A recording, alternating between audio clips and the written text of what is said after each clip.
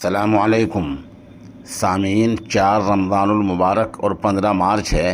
ख़बर का उन्वान है मिंबर पार्लियामेंट दानिश अली ने सोनिया गांधी से मुलाकात की। बता दें, दानिश अली उत्तर प्रदेश के अमरोहा हलके से मिंबर पार्लियामेंट हैं। कुछ दिन पहले उनको बहुजन समाज पार्टी ने पार्टी से निकाल दिया था। जाहिर सी बात है, एक मिंबर पार्लियामेंट है, ऊंचे कद के आदमी हैं, उन्हें किसी न किसी पार्टी से रब्ता करना ही है।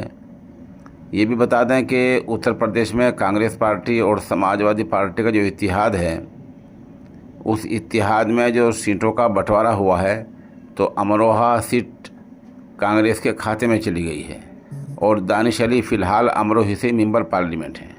वो दोबारा कांग्रेस का टिकट हासिल करने के लिए और इसी हलके से उम्मीदवार बनने के लिए इससे पहले राजीव गांधी से मिल चुके हैं। अब उन्होंने सोनिया गांधी से मुलाकात की है और उनकी तारीफ़ की है। समझा जाता है कि चंद घंटों या चंद दिनों बाद वो बाकायदा कांग्रेस पार्टी में शामिल हो जाएंगे और अपनी इस मुहिम में कामयाब हो जाएंगे।